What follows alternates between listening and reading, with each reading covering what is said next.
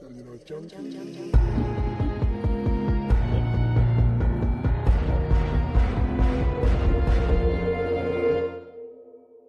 Hello and welcome to episode 27 of Celluloid Junkies. I am Luke Kane and I'm here with Damien Heath.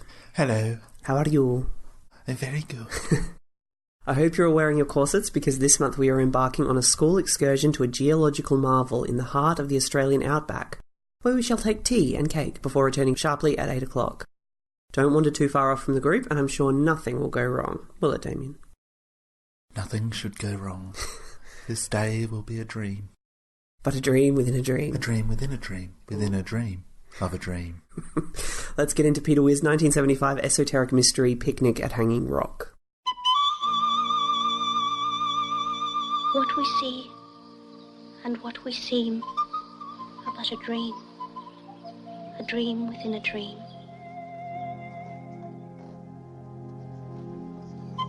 You must learn to love someone else apart from me, Sarah.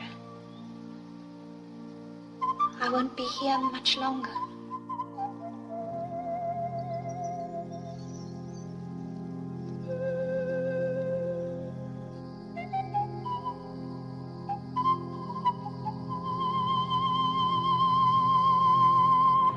Good morning, girls. Good morning, Mrs. Gabriella.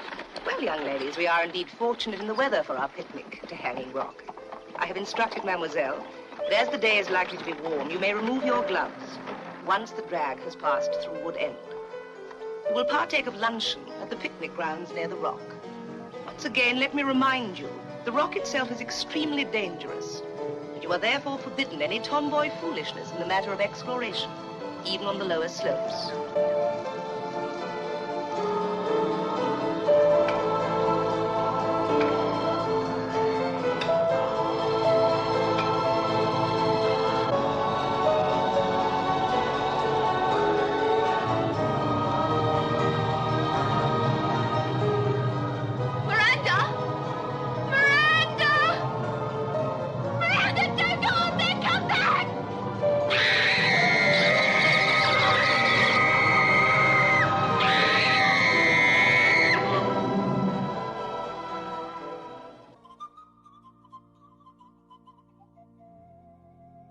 1973, Sydney, Australia.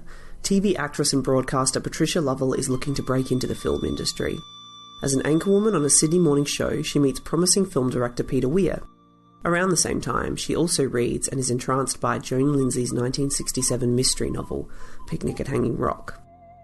After several years of dormancy, the Australian film industry is rising from the ashes. Thanks to initiatives from the Gorton government, a series of fresh voices are releasing movies that garner international acclaim. Films like Wake in Fright, Stone and Walkabout herald in what becomes known as the Australian New Wave. Peter Weir has only a handful of credits to his name, mostly shorts, yet he's already been touted as a major talent on the rise. Lovell pays Lindsay $100 to option her novel for 3 months. She contacts Weir, who reads the novel and catches the budding producer's enthusiasm for the project. The pair enlist producers Hal and Jim McElroy, who've recently collaborated with Weir on his first feature, The Cars That Ate Paris. Weir is invited to Lady Lindsay's home for lunch, for a meeting he later describes as a veiled audition. Despite having been warned by her associates not to ask the 71-year-old author if her story is based in truth, he can't resist testing the waters.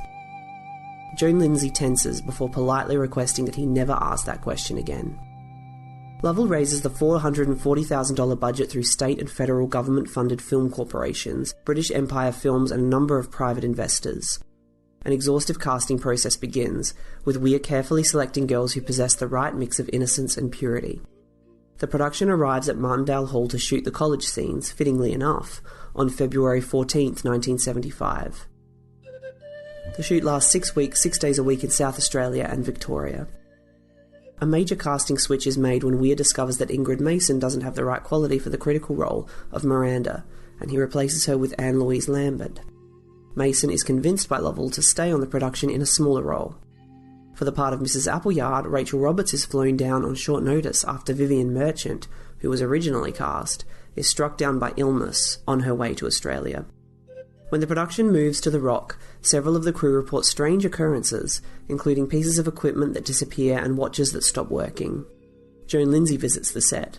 Of The Rock, she gravely remarks, "It doesn't welcome us." The film premieres in South Australia on the 8th of August 1975. Audiences and critics applaud the film's dreamlike rhythm, inscrutable mystery and haunting atmosphere. It becomes an immediate sensation and launches director Peter Weir's ascent to Hollywood. The film renews interest in Lindsay's novel and turns Hanging Rock into a lively tourist destination.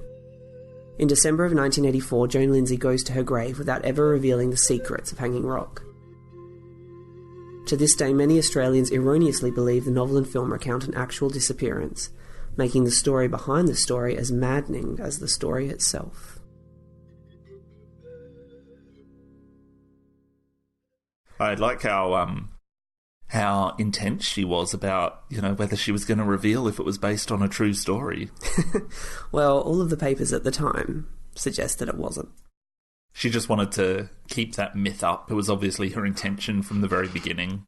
I have a theory that it is based on some sort of true story, but maybe it's sort of a metaphor for something that happened in her life, or I don't know. But there's definitely, from reading about her and reading Helen Goltz's book, there's something in the story that was true to her.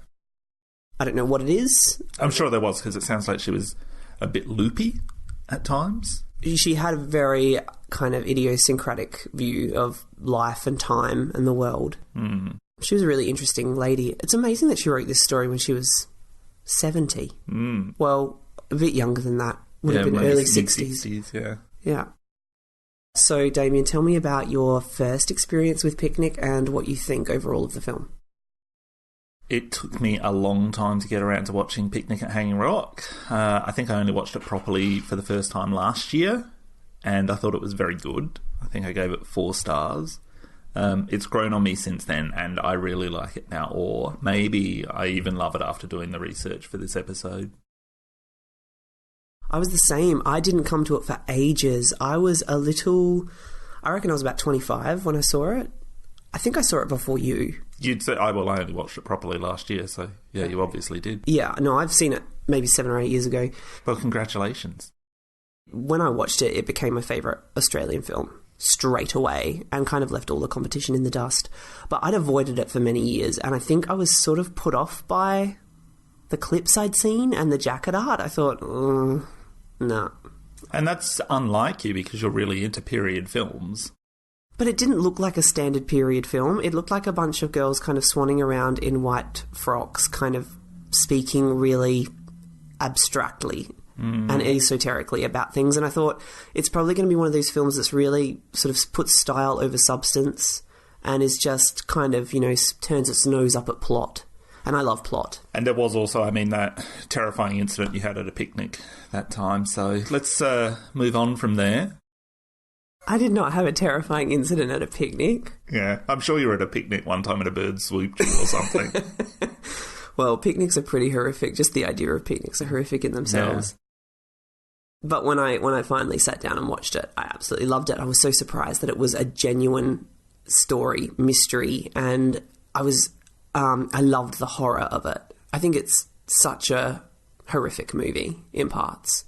It has a really unsettling feeling. From the way that Weir shoots the rock, the humming that it makes, the unanswered questions.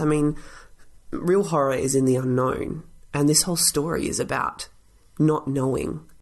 I think a lot of people worked it into the horror genre when they kind of reappraised it or appraised it over subsequent years, and it's not particularly a genre that Australia is known for, so it's a really interesting case. Yeah, it's interesting even when you look at the Australian New Wave movies. It's not exactly a movie that you could say, it doesn't resemble Wake and Fright, doesn't resemble really any New Wave movie. It is its own beast.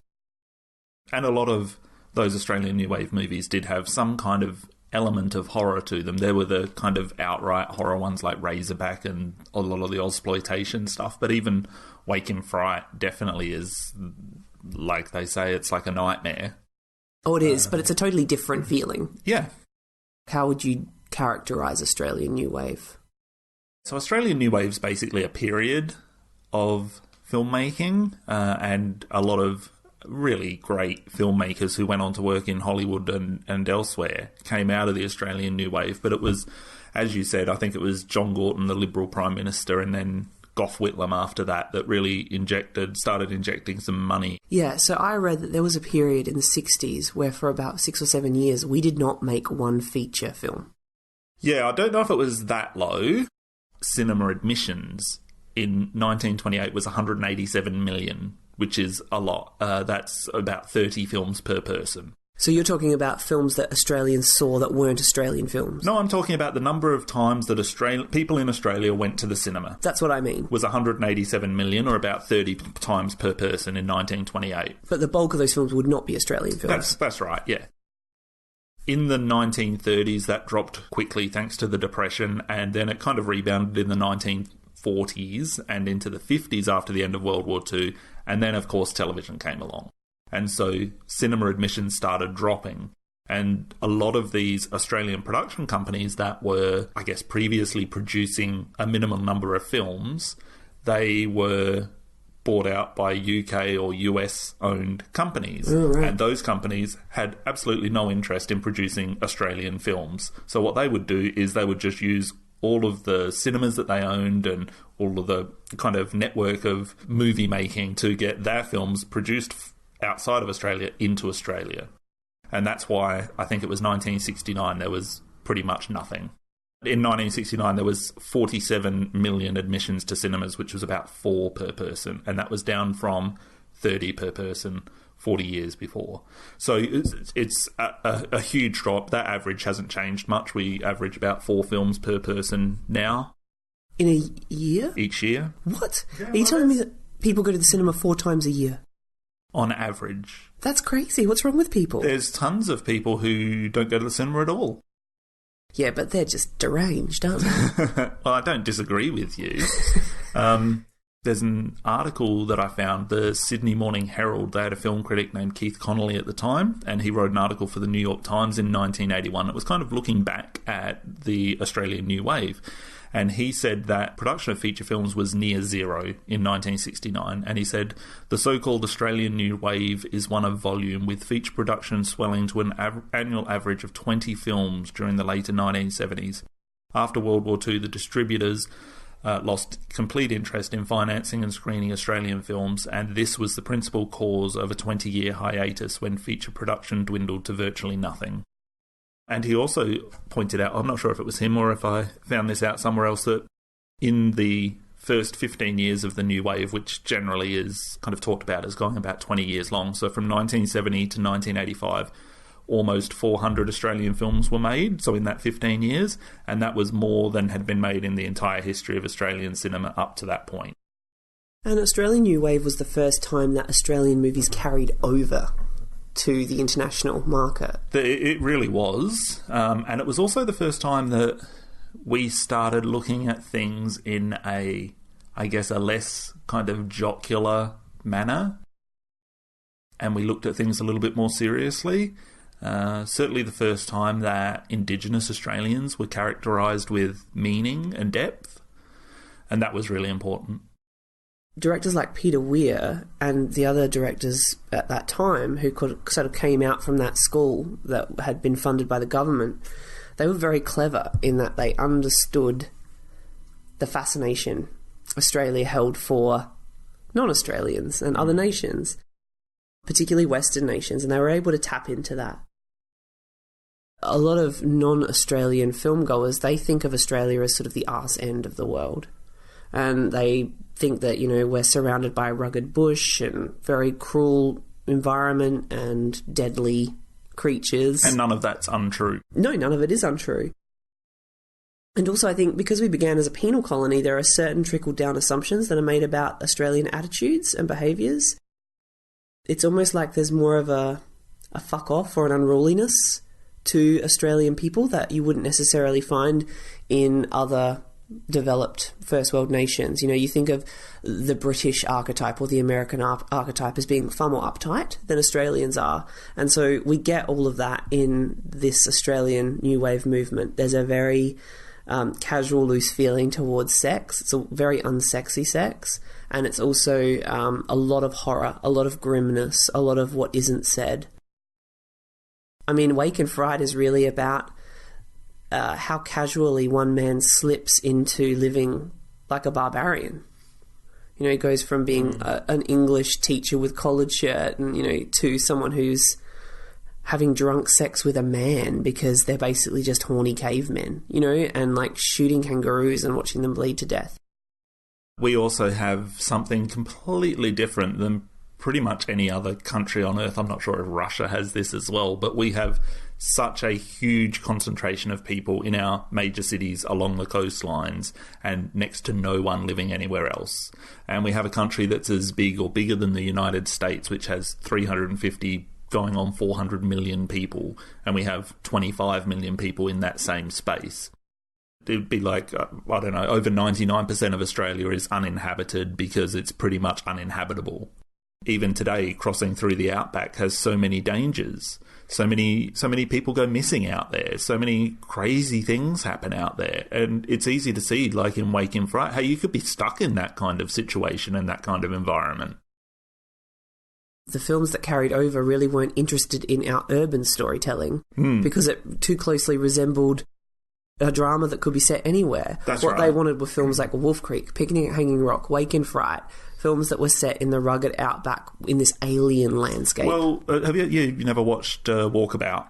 No, by I Nicholas haven't. Roeg? Well, Walkabout starts with this British family, a father and his son and daughter, who the daughter is a teenager, the son is a little bit younger than that. They're living this kind of idyllic life, and there's these scenes of the high-rise building that they live in Sydney, the swimming pool that the people are all lounging in and everything.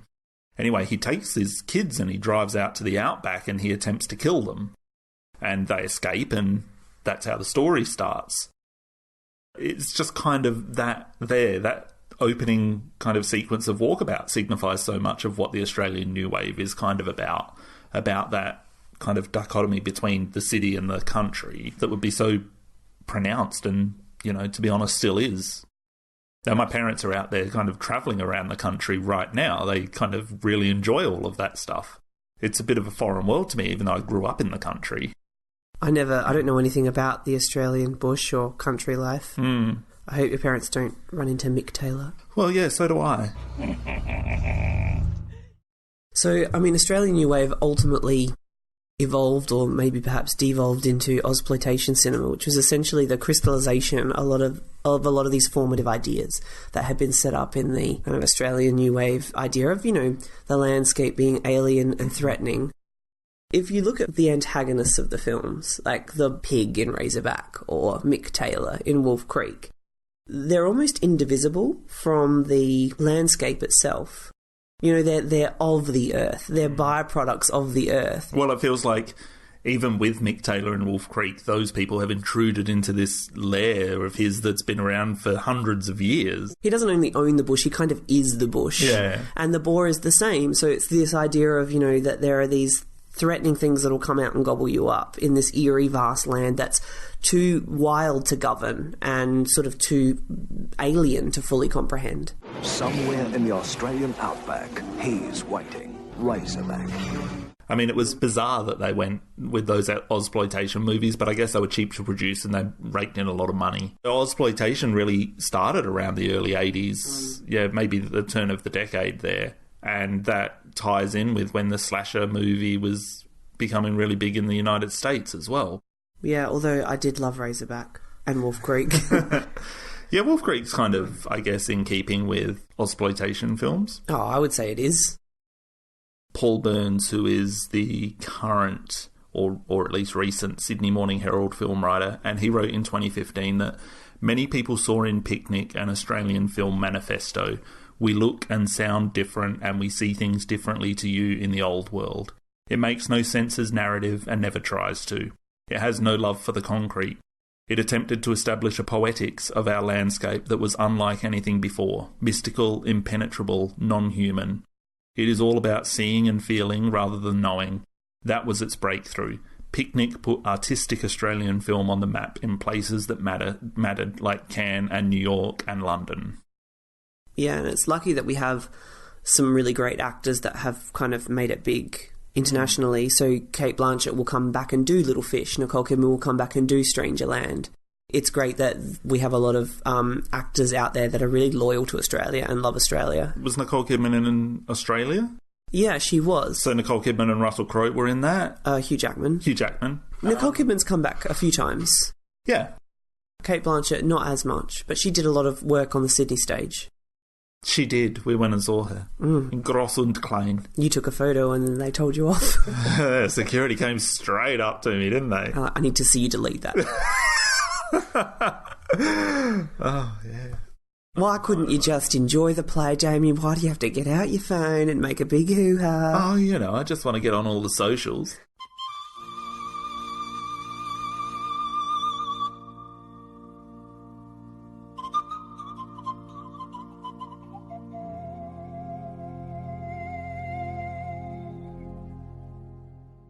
Let's talk a little bit about the fact that Picnic at Hanging Rock is an unresolved mystery. When we begin to read or watch a mystery, any mystery, there is an unwritten contract that exists between the author of the work and its consumer. If a work of fiction establishes a place and time and then poses a question, we expect an answer by the end of the story. By establishing a mystery and providing no resolution, Joan Lindsay essentially breaks this contract with the consumer. And mainstream audiences who watch films purely for entertainment or the plot are going to feel shortchanged. And they'll accuse the author of being lazy. How many times have we heard that? Where, you know, there'll be this sort of abstract movie and it might end on a really kind of ambiguous note. People are like, oh, they couldn't finish the story. They're lazy. Or that they're being deliberately vague. That sounded like your dad. Yeah, it was. Or that they're being deliberately vague to distinguish themselves as artists. You know, I'm not going to play by the generic rules of this convention because I am too good for that. Yeah, like they're being too smart.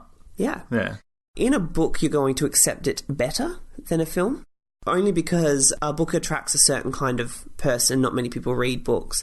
And also, books have a lot of scope. They can go in a lot of different directions. And so you might finish Picnic at Hanging Rock, the book, and be like, okay, that's fine, that's interesting, and you'll enjoy putting the pieces together yourself. But people who sit down for a 2-hour movie, they are going to want it to end. Picnic at Hanging Rock ends, but it doesn't really end in a way that is conventionally satisfying.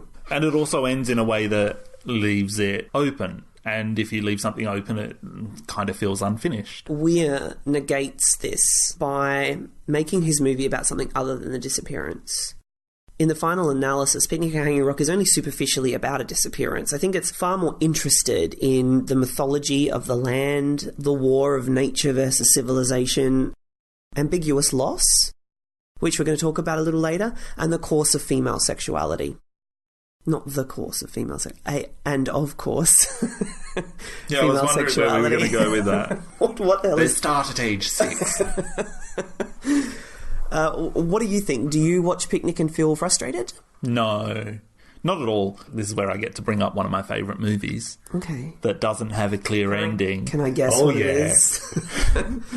I'm trying to remember the name of it. Limbo? Limbo. Oh, good Lord, I still haven't seen it.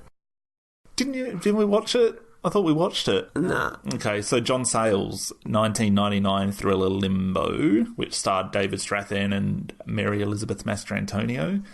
And it's about this man and his new partner and her daughter who become secluded on an island, and they're being hunted by drug smugglers and they need to try and survive. And that sounds really cheesy so far, but it's not. I'm just wondering if you should really say the ending, because you're going to spoil a movie that we've just brought up 2 seconds ago. Okay, yeah. In the end, and I've written here, and stop listening if you don't want spoilers. Okay. Although it has been 20 years since its release, so I think you've all had enough time. Well, you don't need to get all head up. A helicopter flies toward the island that they're stuck on.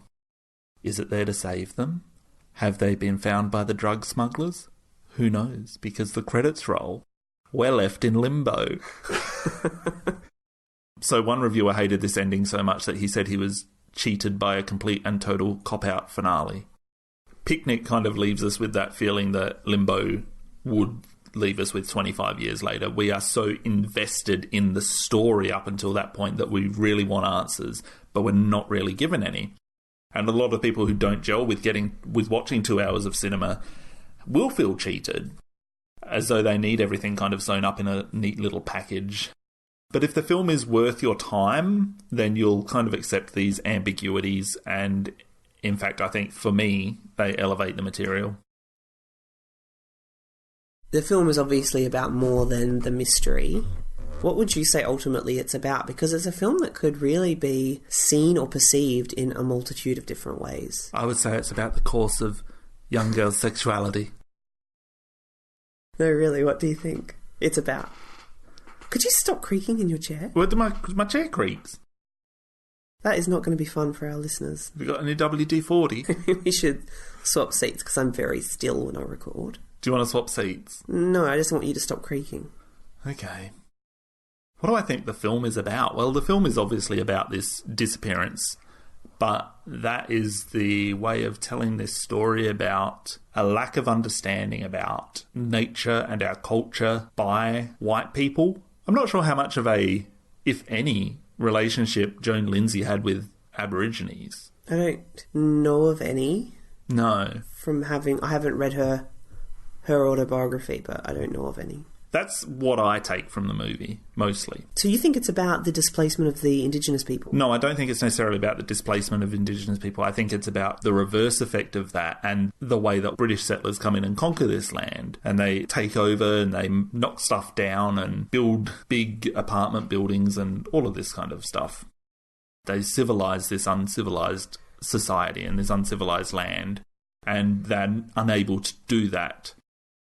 Yeah, I mean, I think that the first half and second half of the film are about different things. I'm going to save what I think the first half is about. But I certainly think the second half is about ambiguous loss. And you and I learned about ambiguous loss when we were doing our research and about missing people a few years ago.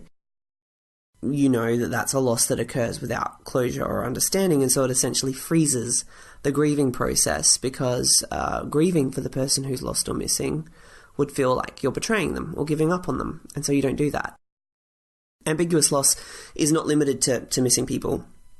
It can be felt with a breakup or with kids leaving the house. It's sort of a loss where the person isn't definitely gone or haven't definitely died.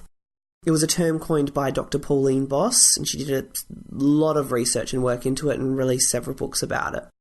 The effects of ambiguous loss include, but aren't limited to, PTSD, addiction, depression, exhaustion, anger towards or mistrust of agencies that are designed to help, and worst case is violence and suicide. So the girls at Appleyard appear to be suffering from PTSD when they attack Irma. It's sort of a hysterical reaction to their own confusion about not knowing and needing to know. None of the girls have grieved yet. They're all sitting there in this oppressive silent school, not able to talk about it and not knowing what happened to these beloved senior girls. Sarah Wayborn's depression leads to suicide, and that's at least partly related to losing Miranda, whom she loved.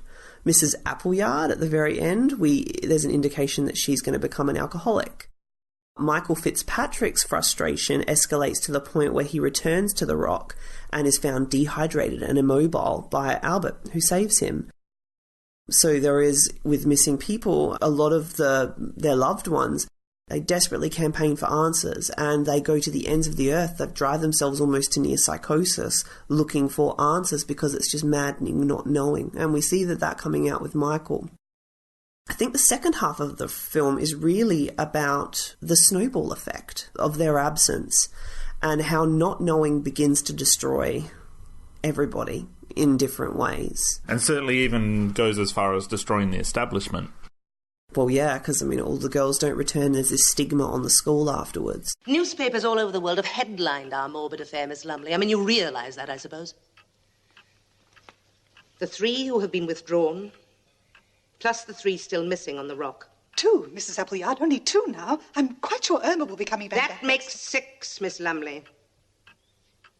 Will not be with us next term. I think it's really interesting that audiences en masse let themselves think this is based on a true story. I know that the first time I saw Shawshank, I thought, feels like a true story.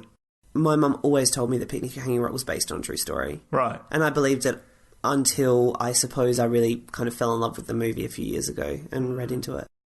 There was a final chapter to Picnic at Hanging Rock, which was published after Joan Lindsay's death. Yes, she apparently left instructions to publish it 3 years after she died. It was published sort of as a standalone little novella called The Secret of Hanging Rock. Have you read about it? I have read about it, yes. Did it clarify anything for you? Oh, well, obviously it brings into the forefront the supernatural. Yes. This idea of the supernatural, but also it's got a strange crab creature. It describes the girls discovering a hole, not in the rocks, but a hole in space, about the size of a rounded summer moon coming and going, and the girls disappear into this hole before a series of rocks come crashing down, sealing them inside. The idea of them entering another dimension or a hole in space lends credence to this idea which Philip Adams, who was a journalist and friend of Joan Lindsay's, a theory that he had, which he calls the time warp theory. Basically, he believes that the girls climbed a rock, they moved into another dimension where time was non-linear, and they've been transported into either the future or the past or somewhere in between that.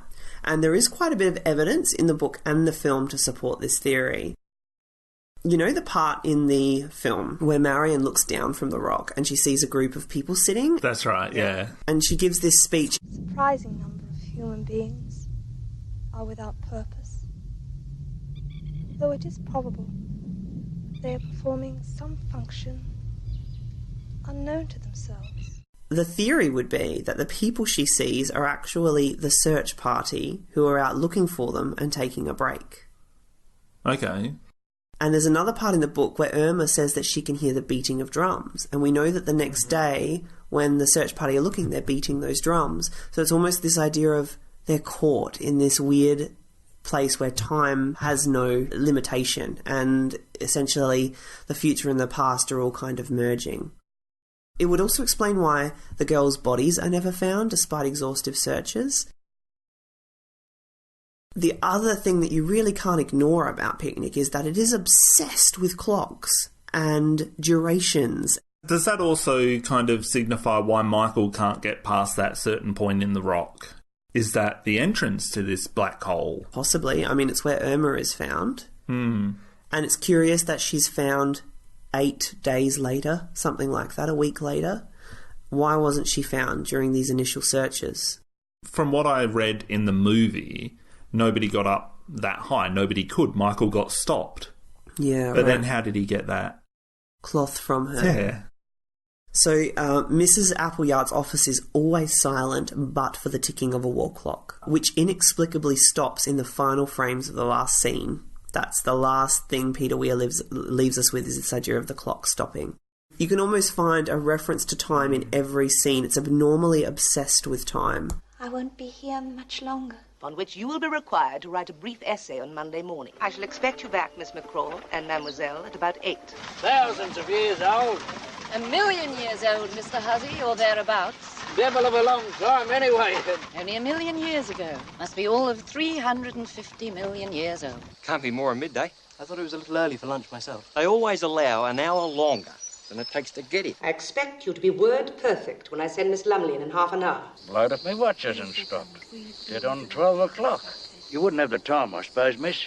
Your pretty little diamond watch. Don't wear it anymore. Can't stand it ticking above my heart. Stopped at 12. Well, after 2, I'd say. I promised Mrs. Appleyard I'd have you lot back at the college by 8. I should like to make a few measurements at the base of the rock if we have time. We shall only be gone a little while. Everything begins and ends at exactly the right time. What time is it? Mademoiselle, why are you so late? How soon after the girls did Miss McCraw leave? But they're gone by the time I come out of the trees. We'll have to be gone soon. This tragedy is little more than a week old. Don't let me detain you, Miss Lumley. You have a class in a few minutes, I believe. It's also worth noting that mathematical measurements of time is a man-made construct. You know, civility is punctuality and orderliness. Time and measuring time, it belongs at Appleyard College, along with the imported grass and the imported European customs that are so antithetical to the rhythms of the wild. When the girls leave the school and give themselves over to the rock, it's almost as if they're voluntarily surrendering all that is unnaturally ordered about their world, and they reach for something far more primitive.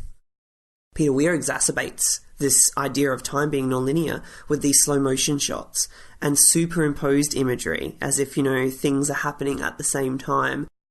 You mean the double exposures? Yeah. Yeah. And it also brings the girls, and particularly Miranda, to nature, because so many of those double exposures are of her against nature. At one point, Miranda tells Mademoiselle that she no longer wears her gold watch because she couldn't stand it ticking over her heart. And the Rock keeps Miranda. Irma says that if she had that watch, she'd wear it all the time, even in the bath, and the Rock spits Irma back out. Mm. So, it's like there's almost this idea of Miranda and Miranda is the one that kind of pushes forward. She's the one that wants to explore. She seems to be moving up that rock as if she understands that she needs to do it. It's like a compulsion, like it's her fate. I don't know, there's this strange connection between Miranda and the Rock. I have now, after having done all my research, a brand new theory about what this means, and I'm going to share that with you at some point in this episode. Okay. But we're not there yet, Tammy. You haven't earned it yet. Okay, we're going to take a break and play our interview with Karen Robson, who played Irma, the one who came back. Waiting 1,000,000 years. Just for us.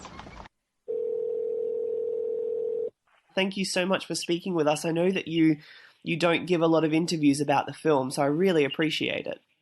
No, not at all. It's getting to be quite a long time ago now, Lou.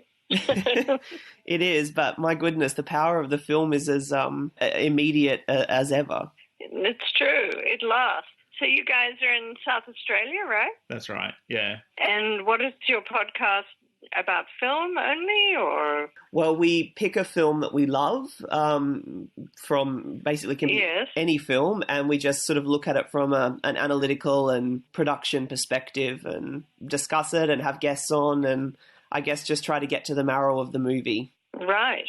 Okay. Very good. They're about 90-minute episodes, and we do one a month. Well, it's also, obviously the film was shot partly in South Australia, so it's very specifically South Australian in that way. Yeah, it is. It's always been my favourite Australian movie. Oh, great. What was it like growing up in Sydney, and was acting something that you were always drawn to? No, I was not always drawn to acting particularly. I loved films first, and old-fashioned, classic Hollywood films. That's something I was obsessed with when I was young. I used to watch that old TV show. Bill Collins was the host of, classic movies. And I loved films. Then I got into theatre. I started to be super interested in theatre when I was like 14, 15, 16, but mostly going to it, just being in school plays and things. And I went to all sorts of, I went to the original Nimrod Theatre productions and whoever was in town, the Royal Shakespeare Company, stuff like that. So I was always attracted to the thespian arts in that way. But I never thought of acting in film until I just had this opportunity to do a screen test or actually originally go to an audition for this film. And it was right after I left high school and before I went to university. So I never, really thought of doing it in any kind of serious or professional way until I kind of fell into this movie. At what point through the auditioning process did you find out that you'd actually won Irma, one of the principal roles in the film?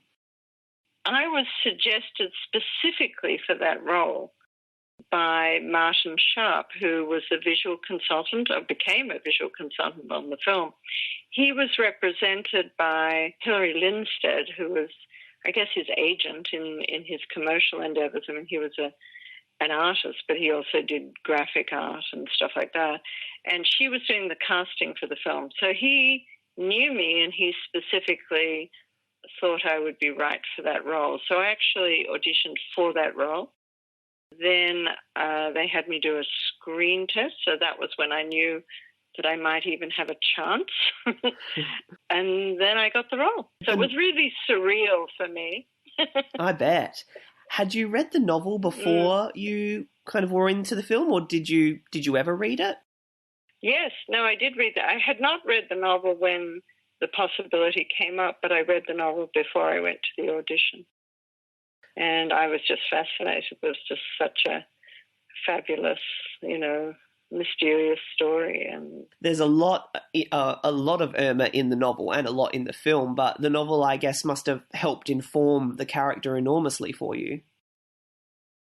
Yes, of course, because it really, it gives more of the backstory of who she was and what kind of person she was, I suppose. And I didn't take it personally that they thought of me for the role because she was a rather sort of spoiled girl in some ways. She was, but which I was not, I'm sure. She's always been my favourite. I think Miranda is almost too much of a goody two shoes, and I like that Irma's got a bit of sass to her. Yes, well, she was the one, and then she had that special relationship with the French mistress, Mademoiselle. Yes, which you two have a beautiful scene in the film together once you come back from the Rock. I adored Helen Morse, and I still adore her. I'm just not in touch with her anymore, but she's just such a wonderful actress. It was so great in the film. Did you have a chance to meet Joan Lindsay on set? I didn't meet her on set. I met her very briefly in Melbourne when we first went there. I think Anne Lambert met her on set, but I don't recall meeting her on set. But I knew who she was, of course, because she was part of that Lindsay family of artists. She was married to Sir Darrell Lindsay. So she came from a very interesting background, and that I knew. How would you describe Peter Weir's approach as a director? And I'm wondering what the dynamic was like between you and Anne-Louise Lambert, Jane Ballas, and Christine Schuller. Looking back, Peter was very young. Of course, to us, he seemed quite old because, I was 17 or so. But he was very young and very empathetic, I think. So I think he had, and charismatic as well, I would say. So he had the ability to connect with people, and inspire them, I think. He was great at working. I mean, there was such a variety of people in the cast, from very super experienced actors to people like me who was really an amateur, not a trained actress and not someone who'd done a lot of work. And so he was very good at putting people into the role and creating, especially between the girls, because those scenes, on the Rock and then the scenes in the gym, and those things required the girls to connect.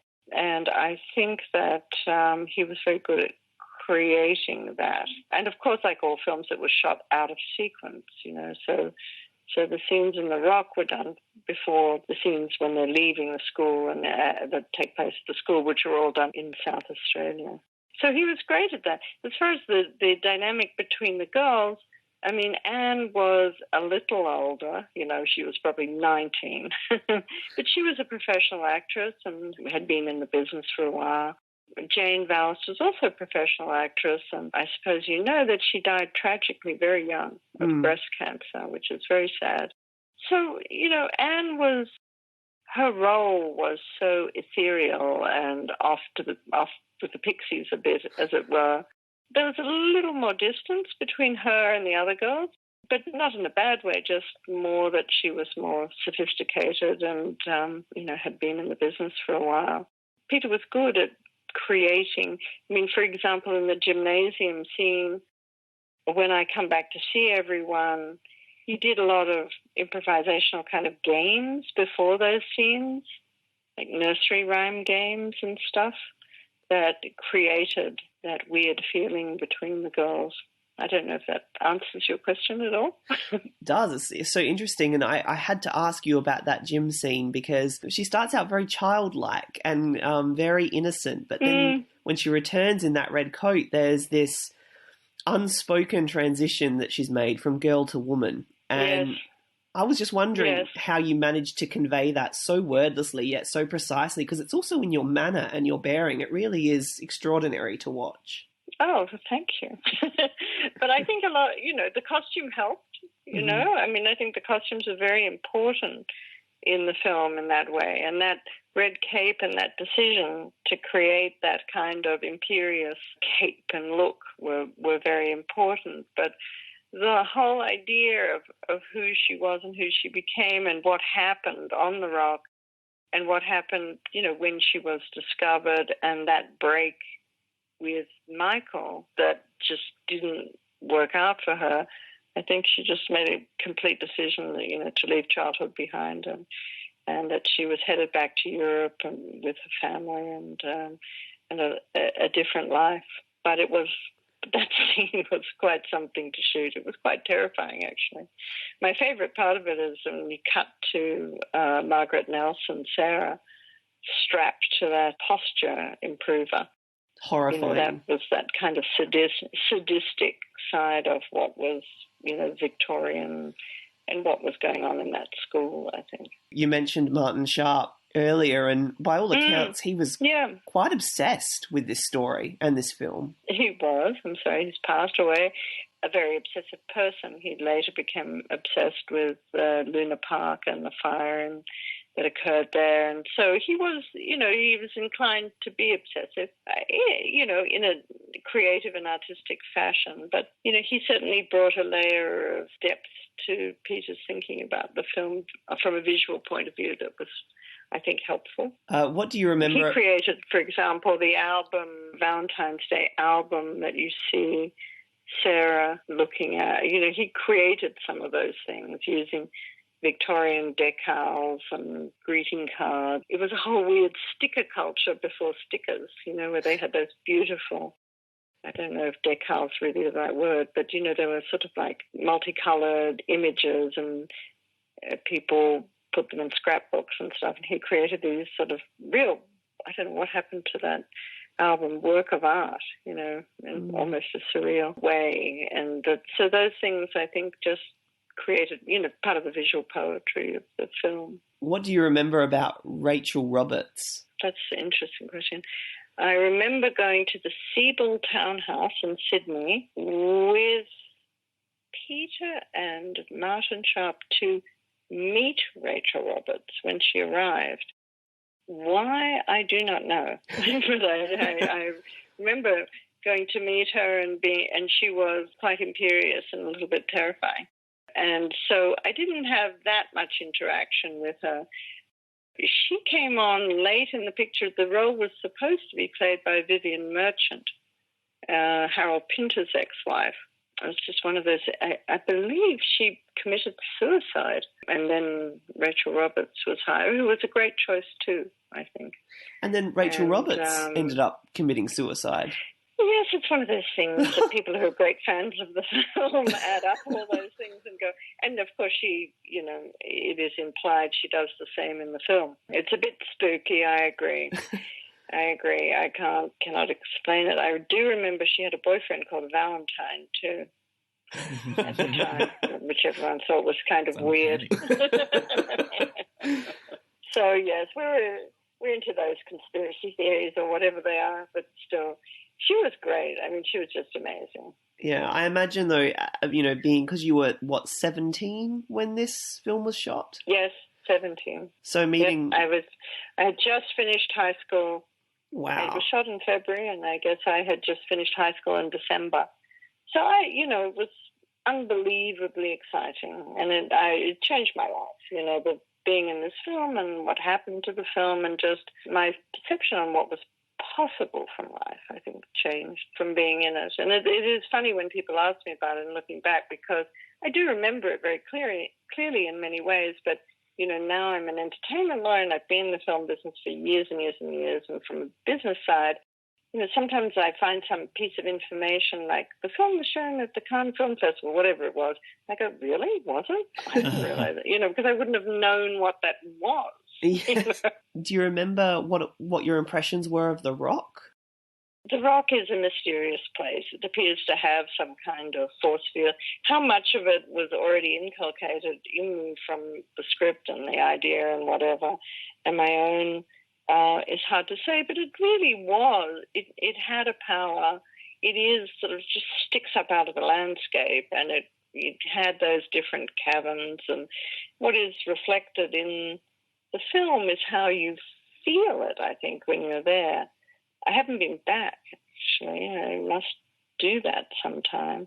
But I think there are some scenes where you see The Rock, you almost see like faces, and I do feel that that's what it was like walking around there.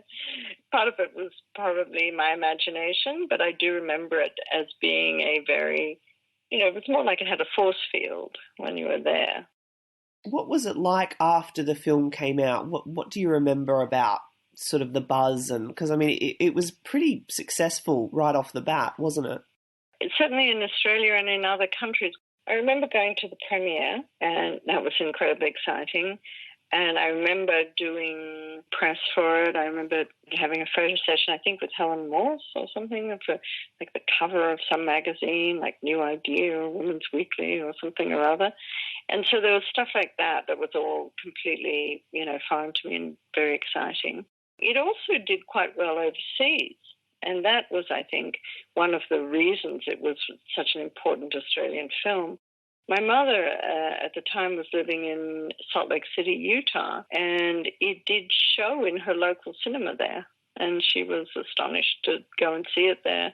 But that was probably, films used to take a while for films to appear in other countries, so it was probably 9 months to a year after it opened in Australia. When I was 19, I travelled to London, I went to Italy, and it was very popular there. A producer I know asked me whether I would be prepared to do a commercial in Italy, something ridiculous like floor polish, because I was so well known in Italy. And I didn't do it in the end, but it sort of amazed me. So it did travel in places, and throughout my life, I've met people from different countries who tell me that they saw it when it came out. I'm not sure it was in every country, but and that it had left a powerful impression on them. I still get letters from people, maybe since the internet, even more so, but letters from people all over the world telling me, that this is their favourite film, and which is pretty extraordinary for, what was like a $300,000 film made in Australia before Australian films were very popular. So, it has a power that makes it some people's favourite film. That's pretty amazing. I mean, it probably did come before Australia had that resurgence, but it is such a pivotal part of that kind of new Australian cinema of the 70s. I mean, it holds such a place in our film history. Yes, because I remember the films that came after it, because to me, it was partly like, oh, well, am I going to be an actor, or am I going to go to university? What am I going to do? And there was only one other project that I was obsessed with, which was My Brilliant Career, which the Judy Davis, Gillian Armstrong film, which came fairly shortly after it. And I did audition for that, and I did not get the role, and nor should I have gotten the role, because Judy Davis was a much better actor and much better for the role. And after that, I sort of lost interest a bit. So I do remember the films that came after it, but many of them, they just didn't have the same overseas. For some reason, Picnics at Hanging Rock has just had this special place. It's a little bit more, when I saw it again, and I have seen it again a couple of times, it was re-released in America, and I actually presented it at Film Forum in New York, when I was living in New York, and that's probably 20 years ago. I was shocked by how intense the film was. I did not remember that kind of hothouse intensity of the film, and so I think it was unusual. There were a lot of other great Australian films around that time, but it had a kind of quality that was a little unusual. I mean, there were other films like The Getting of Wisdom, which was also set in a girls' boarding school. But, they were more classic, like BBC period stories. This story was definitely a little weird, in a good way.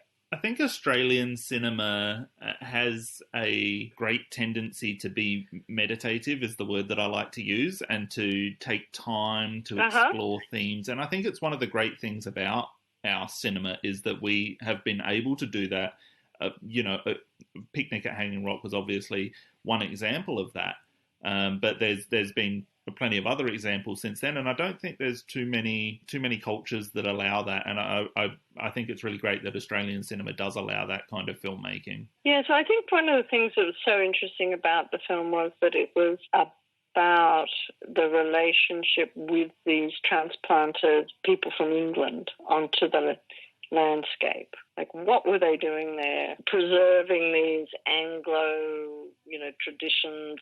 While it was not a political film in that sense, there was a definitely important undercurrent in the story. And that somehow that these girls, when they got to the rock, that they connected with something a little more elemental, that the landscapes of society, that it just wasn't, there's something transplanted and not in sync with the world. And so that was very, I think, interesting. And there's been so many amazing films since. And, I saw the new film at Sundance this year by the director Jennifer Kent. The Nightingale. Yes, and I don't know what you think of that film, but I found it an astonishing film. Stunning. Stunning. We saw it as part of the Adelaide Film Festival last year, and she was in attendance and she did a presentation on it, and we were blown away. After we got through that first half hour, which was particularly difficult to watch, it was just stunning. Yes. We walked out completely jaws on the floor. Yeah, well, I was fortunate to see it with my daughter, who's 25, and she is a cinematographer, and she's just finished AFI, and she's deeply into films and, deeply feminist, and she absolutely thought it was, she doesn't know as much as she should or wants to about the history of Australia, but she just found it incredible. And I realize that it's going to be hard for people to watch because that beginning, but when you talk about meditative cinema, that's pretty meditative. Yeah, it is. What happened. I mean, I wrote an article for our website saying that it was kind of the film that Australians, I think, need to see. It's extraordinary. It really is. That's the Australian film I've seen recently. I just thought it was extraordinary. I'm thrilled that it got made. I can't imagine it was easy to get a film like that made, but luckily the success of a Pryor film probably helped. I'm not sure I see a direct through line, but something there. Yeah, well, certainly both stories concern themselves with horrific elements. You've been so generous with your time. Do you mind if I ask you just a couple more questions before we finish? No, that's fine. That's fine. I'm sitting in a car in Hollywood. What more appropriate place? Just to go back to My Brilliant Career, I think that you would have probably been great in the role, although I think the only problem was you were too beautiful for that role. Thank you. Well, she couldn't be beautiful, She needed to sort of not have that advantage in order to... And you really were such a stunner. Did the experience of not getting that role, was that sort of very disillusioning for you? And is that why you sort of went, nah, I don't need that sort of life of constant rejection or not knowing, when it will happen, that you kind of made this switch to film finance? Or what triggered that transition? It was so lucky to be in that film. And it was such a success, and it was such a great experience and role. Then I got an agent. I had a great agent. She put me up for other things, of course. That was a project that I loved. I remember spending a lot of time in the Mitchell Library looking at the original Miles Franklin books that are in there, her manuscripts and so on are all that. She was an incredible person. And so I was, very interested in it. When I didn't, it was disappointing. I didn't feel that it was the wrong decision. It was just disappointing. And then when my agent had me auditioning for the young doctors, I thought, look, is this a career I really want? And do I really feel that I have the ambition and perseverance for it? And I thought about it. I thought, should I audition for NIDA? Should I go to NIDA? And, I was just very academically inclined, and I just decided that at that time I didn't know I wanted to be a lawyer, although I was in arts law, so I was on that path. But I just thought, I think this is not the right. I don't take rejection well, and you have to be able to, and you have to be able to not take it personally. And I've had a wonderful experience, and I'm just going to leave it at that. But, I ended up married to a filmmaker.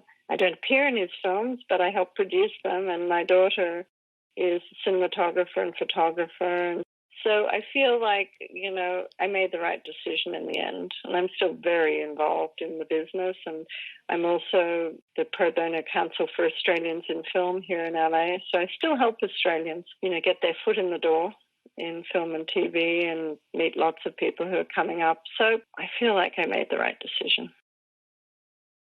I'm going to ask you a very dreary question now. I'm wondering if you have any personal theories about what happened on the rock.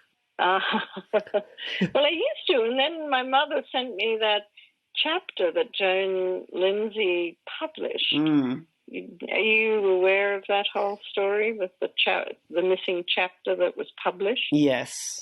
Which explained what happened. And so that was a little disappointing for me in a way. I mean, I must say that my theories were in a similar vein. It was definitely in the metaphysical realm, but it was more like, the crack in time concept. I found her chapter was a little more sci-fi. And in fact, Joan Lindsay's autobiography was called, I believe, Time Without Clocks or something of that.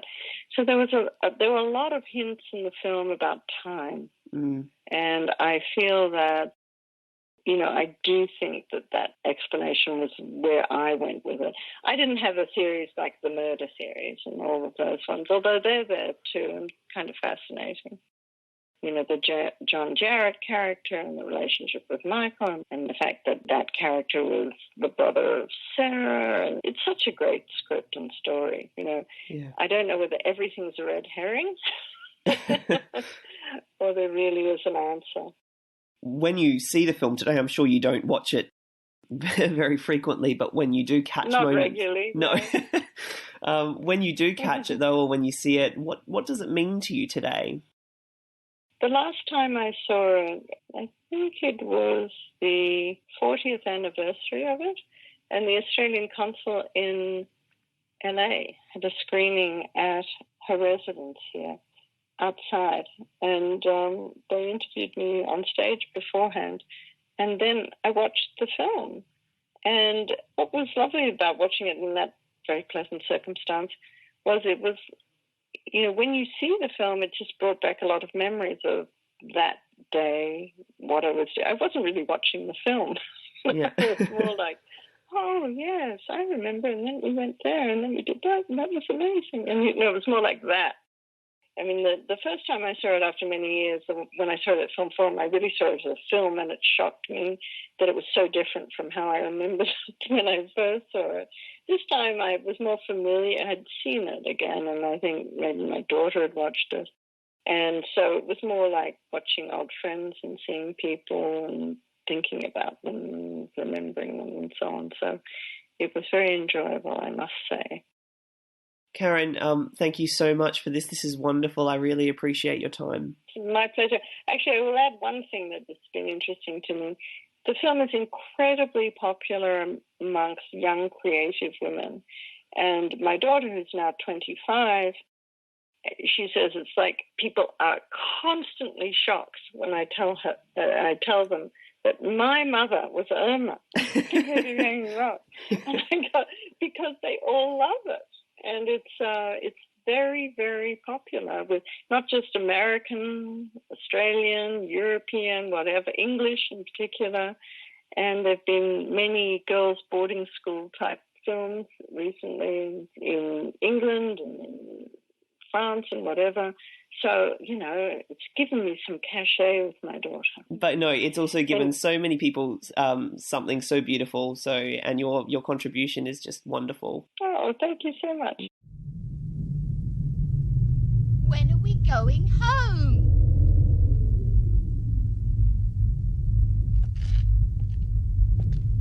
Miranda?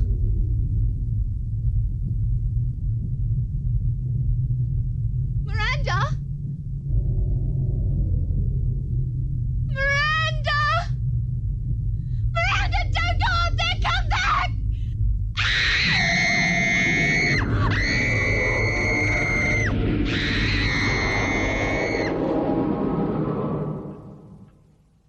So you'll probably hate that I'm going to bring this up, but Wikipedia describes this genre called pastoral, which he defines as that of shepherds herding livestock around open areas of land according to seasons and the changing availability of water and pasture.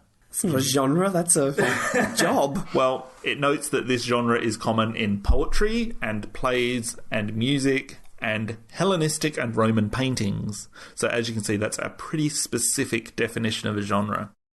But there's an idea that pastoral is also represented in film. Andrew J. Ford wrote a thesis about this for the University of Richmond in Virginia in 1985, and he described it as that period in history where man has conquered the wilderness in some major way but has not yet become involved in the building of cities and is therefore not subject to what the Sheriffin Stagecoach sarcastically calls the blessings of civilization. And some examples he gives are Stagecoach, Howard Hawks' Red River, and even Barry Levinson's The Natural. A 2012 article by Victoria Bladen for Monash University's Colloquy publication looks at Picnic and its pastoral influences and says that the film displays several characteristics, which include the writers give intricate details of the rock formation, the natural life that surrounds it, and insects, animals, trees, shrubs, grasses, details of the terrain that the girls pass through. Various fauna interact with the girls during the climb. Russell Boyd's cinematography lingers on the natural features, finding analogues for Joan Lindsay's observations. The camera is constantly composing the figure in the landscape. The eye of the camera contemplates the Australian landscape, its age, mystery, hostility, unaccommodating quality, and alien strangeness. There is this discussion, which you referenced before, of the ancient age and dimensions of the rock. The characters' responses to nature are a curious mix of rationalism and myth. The rock is personified in the film. Irma actually says the rock has been waiting millions of years just for us.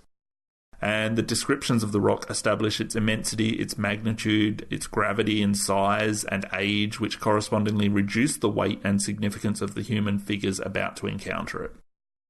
Anyway, I'm not trying to argue, even though it sounds like I am, that Picnic belongs in the pastoral genre, but I think the use of the landscape as a mythical entity is one of the tenets of this genre, and it's really very present in Picnic at Hanging Rock. The seemingly kind of harsh imperialist rules and codes of conduct at Appleyard College are something that these young women have grown to know as the norm. That's their life. And it's during this carriage ride to Hanging Rock that these rules and codes just begin a little bit at a time to get cast aside, and that's with the removal of the gloves. The removal of the shoes on the rock is another one later on. And it's almost as if the rock kind of overpowers this facade of white control over the Australian countryside.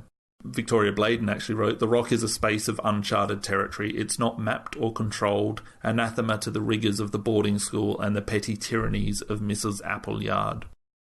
And this kind of sets the tone for our reading of the rock and its landscape as harsh and brutal.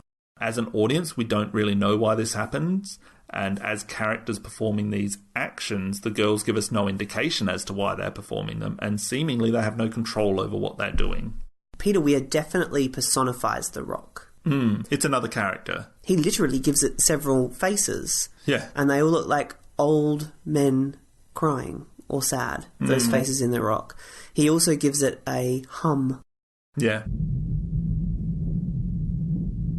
The idea of, gentrified people set against, incongruously against, that kind of the wilderness and the open vastness, the natural wildness of, the outback has fascinated painters for centuries, and it's definitely a part of what makes Picnic at Hanging Rock interesting. And I mean, that's where pastoral, as I said, originally came from, mainly from paintings and poetry. I mean, the Fitzhubert party in their Victorian dress with their deck chairs and the tea table and the china and the picnic basket, it's all just plonked like a parasite. It's visually symbolic of how humankind moved away from nature as we gentrified and formed infrastructure and built societies, and that this somehow contravenes our fundamental human impulses, that we are essentially still people that need water and the earth and food and all the things that we can basically get without these spoils, and that we've essentially, we're deforesting the world to make our lives more convenient and comfortable and affordable housing and everything. Because the gentrification side of it is personified by Mrs. Appleyard and the girls and their life and their habits and behaviours at the school, he needs to personify the rock to give it sort of almost like a natural counterpart. There should be a balance between civilization and nature in this film because they are two opposing forces. Yes. There is a sense of rejection about The Rock, that it rejects Mrs. Appleyard's orderliness and the oppressed, buttoned-up, pretty little quiet girl thing that Appleyard College is about. Victoria Bladen actually wrote Edith, one of the reasons that Edith is rejected, she says, Edith is too attached to the earthly world with its comforts of cake to be an appropriate muse for The Rock. She is not sufficiently light like the ethereal Miranda or of intellectual weight as are Marion and Miss McCraw. While Irma has beauty and empathy, ultimately she is defined by her wealth and thus seems to be rejected by The Rock. In taking Miranda, the epitome of beauty and grace, and Marion and Miss McCraw, the characters attributed with knowledge and intelligence, The Rock appears to take the best elements that humanity has to offer. Or the girls and the people that are in less denial about their true natures, that they're not essentially distracted by wealth, creature comforts, housing, you know what I mean? It takes the ones that are most connected to the fundamental nature of human life.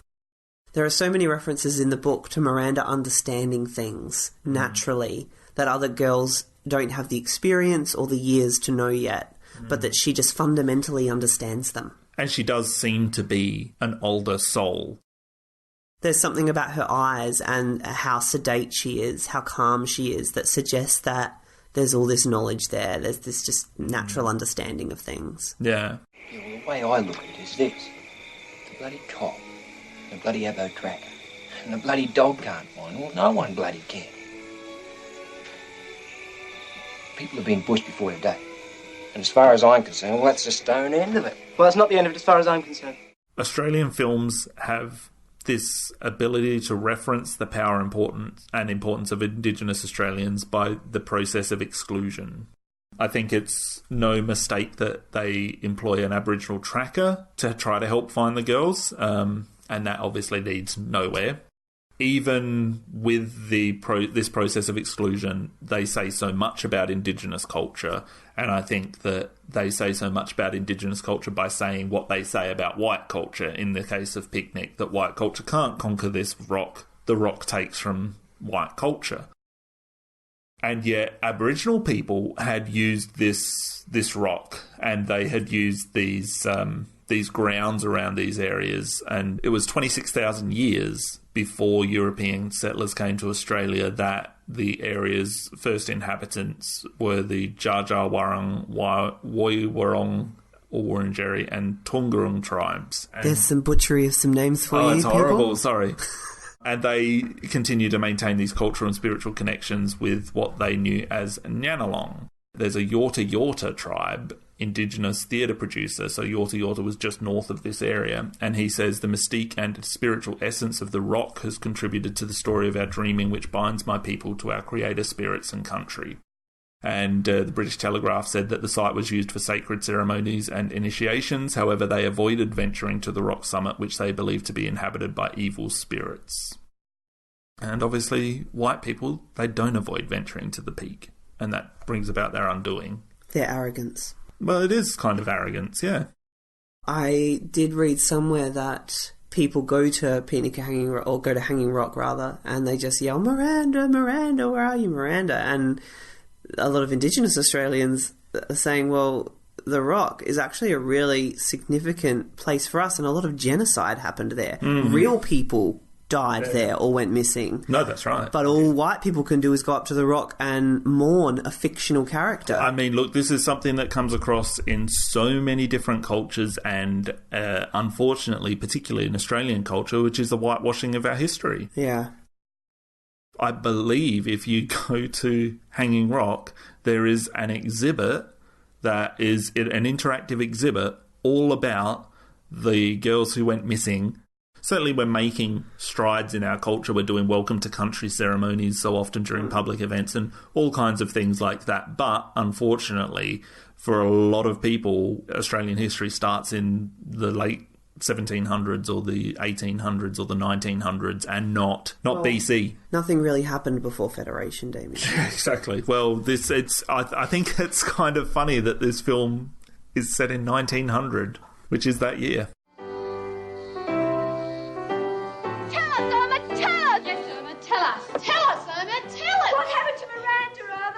You know what happened. Tell us.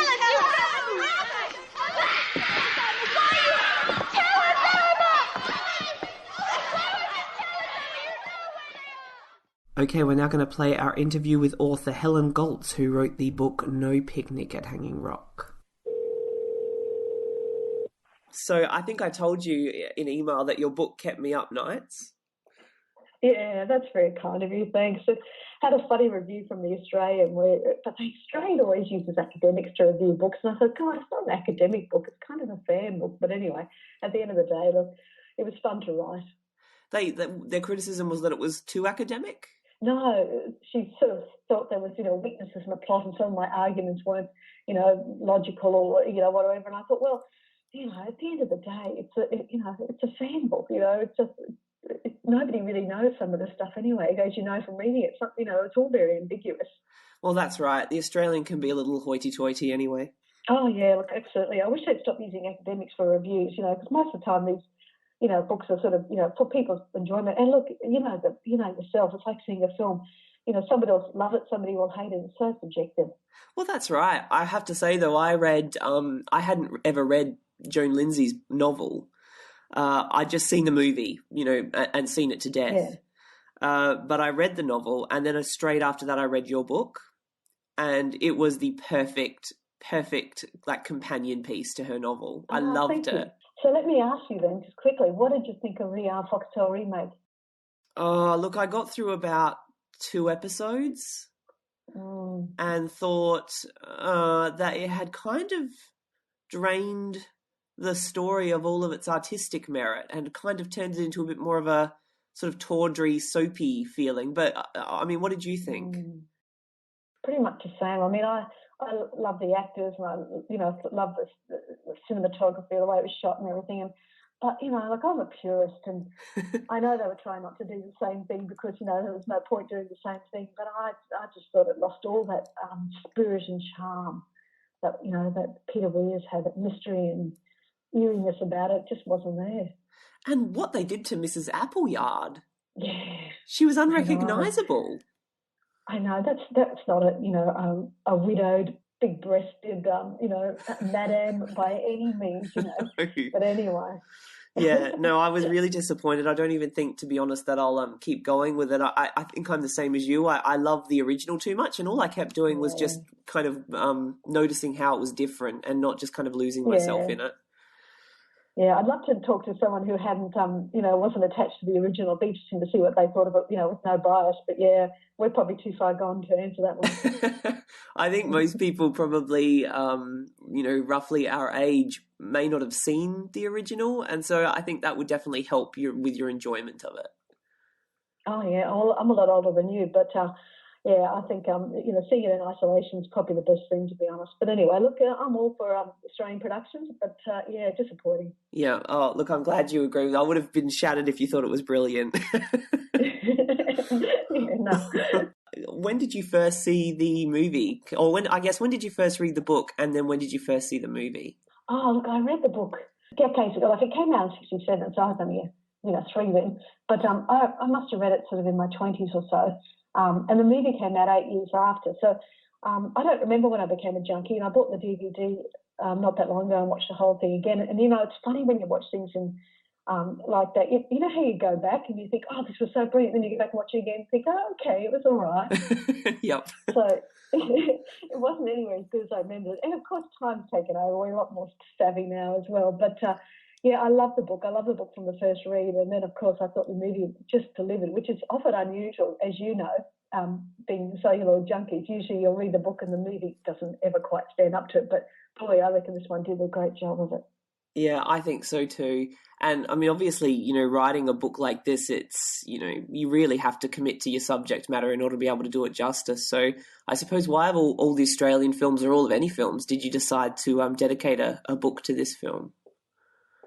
Yeah, it's interesting because I knew the 50th anniversary was coming up of its release. It was, 1967 and it was coming to 2017. I thought, gee, surely they'll do something around that. And of course I'd always liked it and I saw it again in the library. I thought I must have a revisit of it. And the other reason I did it, and the main reason I did it, was that when I started thinking about doing something, I spoke to a lot of people, and a lot of people in their 20s honestly thought it was a real story. Now, I hate to be a sort of, party pooper and go, nah, it's not.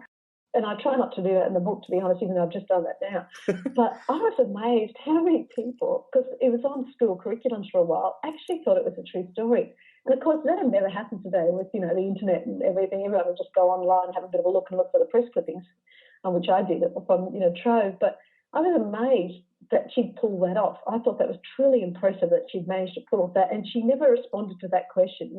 Joan Lindsay hated that question, was it true or not? It's intriguing that she, that there's still the sense of mystery and the sense of, gee, those girls went missing down there and, where are they? I think Joan Lindsay, I don't know much about her except what I learned in your book, but she seems to be a really enigmatic figure. Did you feel like you kind of understood her any better after you did your research? No, thanks for asking that. No, I think you nailed it. She's really quite eccentric and, she had a lot of experience in the area. Like she went to college herself in that area, around that Wood End type area in Victoria, to her own school college. And I suspect she based Appleyard Ladies College a little bit on it, where they had the borders, etc. She went to Clyde Girls Grammar. So they would have done day trips to Hanging Rock when she was younger as well. But she also would have been exposed to that sort of lost child syndrome from the local Victorian galleries where paintings were held, which held that theme, because that lost child in Australian literature and film and arts was quite a strong theme in that early 20th century. And, of course, her husband, Darryl, later in later years when she was married, was actually director of the art gallery there in Victoria. So she would have seen all those paintings, etc., director of the National Gallery of Victoria. So, Frederick McCullum's painting of Lost and looking towards Hanging Rock and all those paintings that are hanging there. So she was probably inspired by all that. But she was a bit of a sort of a strange character. She said in her autobiography that she couldn't wear a watch and she couldn't have a clock in the house because time would stop. So that's a bit of a hint for, Picnic and Hanging Rock readers, this fascination with time and place and when things happen. Slipping in time was another one of her passions. So she really was a bit of an eccentric character. And she really, honestly, I feel, believes something did happen there. And she told the publicist of the book that she felt something really did happen at that place. It's kind of funny that, she refused to say whether or not it was true, but would give these tiny little hints that it was, like the experience with Anne Lambert. So what happened with Anne Lambert? Because you spoke with her for the book, didn't you? I did. And honestly, she's absolutely, it's beautiful insight as she's outside Anne-Louise Lambert, and she gave me an interview, and she's a psychologist now, working as a psychologist, I believe. You know what was really funny, Luke, is when I rang her up, she really caught me off guard, because when she spoke, she still spoke like Miranda. So she answered the phone in this little dreamy Miranda voice, and I thought, oh my God, if she says, everything starts and finishes exactly the right time, I've got to call out, I found you, Miranda, myself. It was just so amazing talking to her. Anyway, but she was very charming, and she said she had this experience on the set where she was having a bad day, basically, and she'd been saying that line, and you remember it from the book and the film, where she says to Edith, don't look down at your boots, look up. Anyway, she said they must have done that scene about 10 times, and for whatever reason, Peter Weir wasn't happy with her, and she didn't know what she was doing wrong with it. So she said in the end she thinks they took the first take. But so while everybody went off to have lunch, she decided to have a walk across country and get herself together again and whatever. And she said she became aware that this older woman was cross-countrying after her and trying to catch up with her. So she stopped and she thought, that must be Joan Lindsay on set. Anyway, she said when Joan came up to her, she put her arms around her and said, Miranda, it's been so long. She said it was kind of incredibly moving, and because she was in full costume, of course, and she said she just waited for a moment for that to pass, and then she said, oh, hello, you must be Joan, and she introduced herself, but she said that Joan wasn't really interested in that. She wasn't really interested in her being Anne-Louise Lambert. She said it was a really bizarre experience, and she said it made her think at that point in time that whatever the facts were, that emotionally, this story was true for Joan Lindsay. And she kind of did that to all of the actors, not to that degree, but she kind of would speak all of them as if they were their characters, wouldn't she? As though she's seen them personified and actually believed that. But she also used to personify the Rock. If you noticed in the book, every time the Rock is spoken about, it's capitalised like it's a person. Yeah, sort of like a majestic but very threatening, very powerful presence.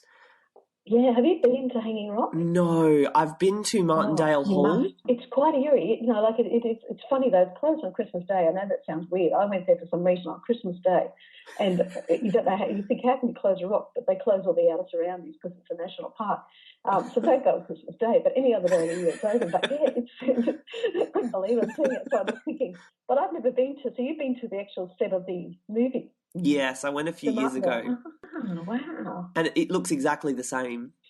It's interesting, you know, how she kind of personifies the Rock in the book, and I think that's one thing that the film did really well, was make the Rock feel alive. And it's always there. It's kind of like this looming shadow over shoulders. And when you look at the slip in time as well, the Rock keeps its secrets, for want of a better word. You know, she uses that very effectively on the Rock, you know, not giving away anything, not giving up the girls. And there's lots of theory around, you know, the power of nature in Australia and the power of rock forms like that. And, of course, their Indigenous history as well makes them feel more threatening and real, as though the land's sort of, you know, in charge.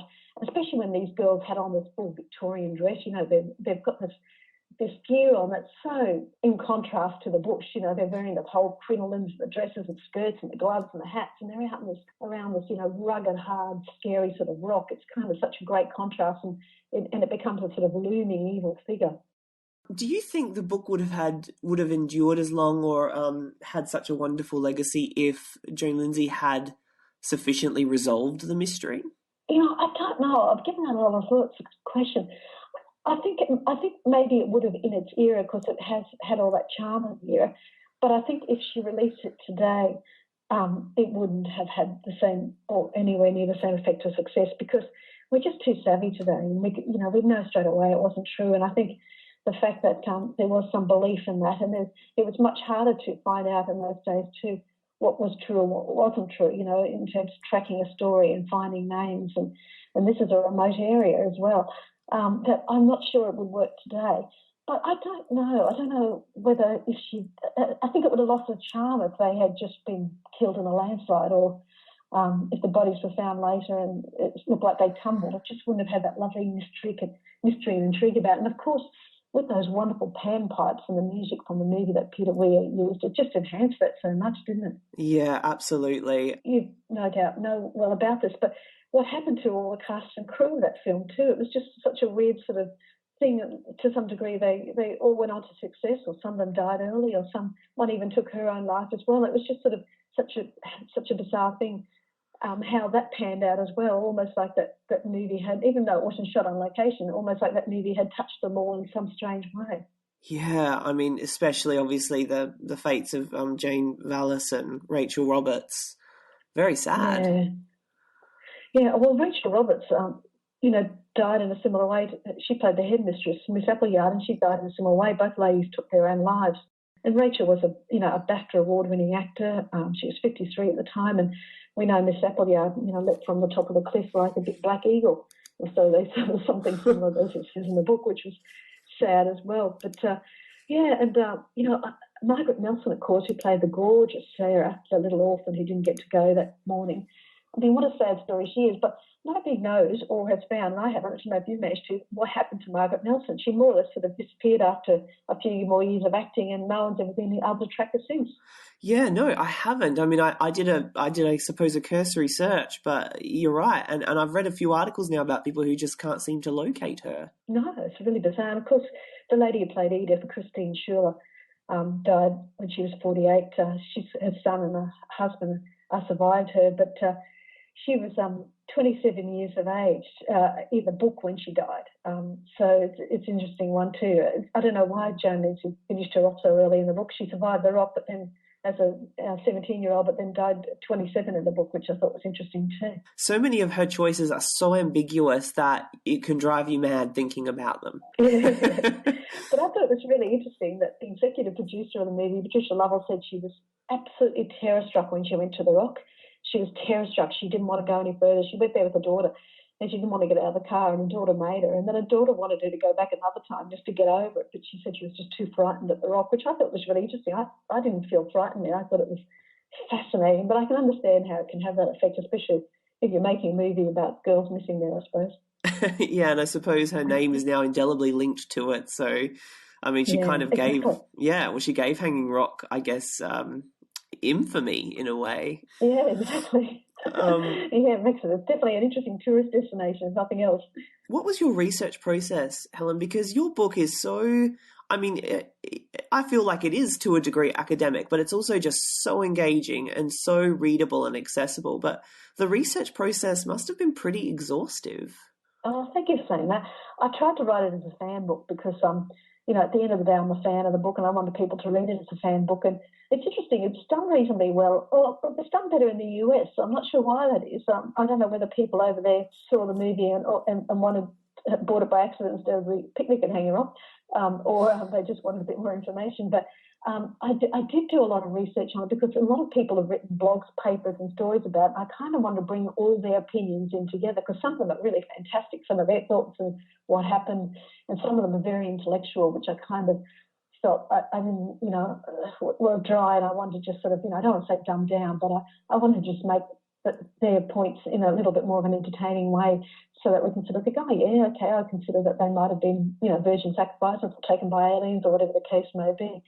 Or victims of the land and all that. So it took a fair bit to do, a bit of time on the research and putting together, and I did want to document it all properly because I'm an English literature major myself. But at the end of the day, I just wanted it to be a fan book. I wanted people to read it because they wanted to know a little bit more about it all and were kind of fascinated by it and wanted to know more about her and what might have happened to the girls and all the theories that were around. So probably about 6 to 8 months of research, which is not too bad for any book of that nature.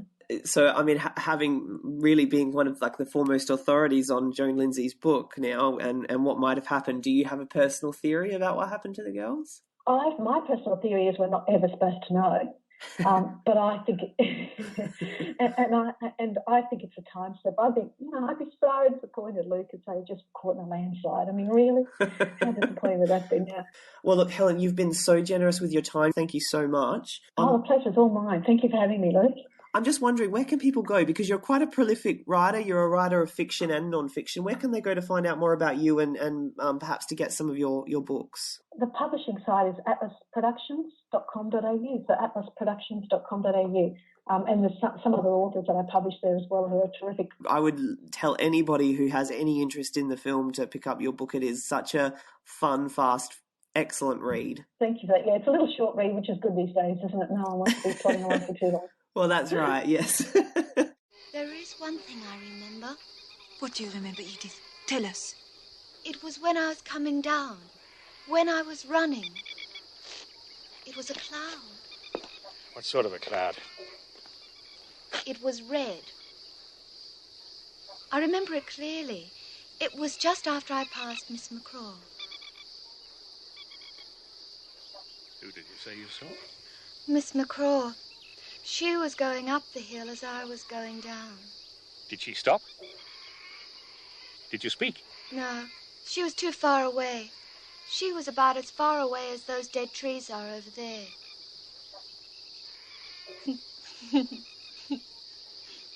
She was funny. So my theory about what Picnic at Hanging Rock means is this. I think it all comes down to Valentine's Day. The film makes a very big point of telling us this is happening on Valentine's Day. It starts with girls swapping poems and pressed flowers to one another and staring starry-eyed out at the skies as they read love sonnets and, do it with real reverence. These are girls that want to fall in love, that are excited by the idea of romance. I think that Picnic at Hanging Rock is essentially a metaphor for matrimony and what it meant for women in the Victorian age. So just stay with me as I go through this, okay? It's interesting. I've heard, I have read a couple of theories, not necessarily about matrimony, but certainly tying it to sexuality. Okay. So Miranda is the feminine ideal. She's attractive, virginal, beautiful. The rock is male. It's alluring, but it's also powerful and dangerous, and there are male faces in the facades of the rock. The rock seduces the women it desires, which are Miranda, Marion and Miss McCraw, and it rejects the ones it does not, Edith and Irma. The girls' adventure is sensuous, as they go up this rock. They're forever touching the facade of the rock, they're leaning into it, they're dancing on its surface. The deeper they travel, the more garments they shed. They fall asleep on its surface as they might in the arms of a lover. The first step in courtship is to break away from your former family or the sanctuary of the picnic group. The second is seduction, which is the journey up the rock as they disrobe. The third and final step is commitment or marriage. Is the journey up the rock equal to the journey up the shaft of a man? Can you please not base level this? Sorry. So the third and final step is matrimony, which is when the girls make the leg of their ascent and are ultimately consumed by their seducer. They don't look back at Edith because love is blinding. You know, when we know what we want to go for, we go for it. We have our blinders on. Irma is seduced by the rock, but she doesn't marry. So when she returns to the school, she's wearing red, like a scarlet letter. And she's received with anger by the girls. And she's essentially ostracised by the girls, as women who were adulterers were in the 1900s.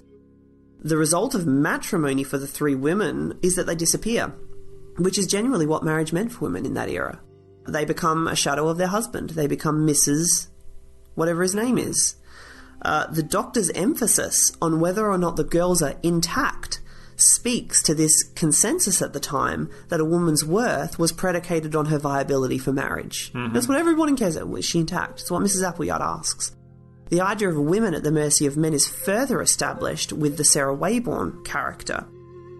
Her survival hinges upon her male guardian, Mr. Cosgrove, paying her tuition. And Mrs. Appleyard makes it clear that if tuition fees are not forthcoming, she'll be sent to an orphanage, and that ultimately leads to her suicide and death. When I started to kind of build it, that explains Irma, that explains Edith. It just seemed to all fit, finally, all the pieces of the puzzle fit for me, as this sort of metaphor for what it meant to be a woman in this age, who then became a wife, or the ones who became adulterers, or the ones who weren't marriage material like Edith, despite the fact that she got 11 Valentine's Day cards, which I found very hard to believe. Edith got 11? At the beginning, she's counting them. And I think she wrote them herself. What do you think of that theory? Are you impressed? No, I'm really impressed. And also, you went this really wholesome route with that. Okay. Dave Crew for SBS Film in 2015, he looked a little bit at this, basically as the idea, and this is an idea that's out there, that the disappearance into the rock works as a metaphor for the loss of their virginity. Uh-huh. I mean, they do go into some kind of pseudo-vaginal openings on the rock. Oh, give me a break. But Dave Crew wrote that this is something for them, the loss of their virginity, that is anticipated and dreaded in equal measure. And I think some credence is given to this reading of the film, because later on when Irma returns from the rock, and it's bizarre that you didn't bring this up, she's no longer wearing her corset. There's a website called Feministing, and a writer called Nazar writes, a woman not wearing one in those days was said to be advertising her sexual availability.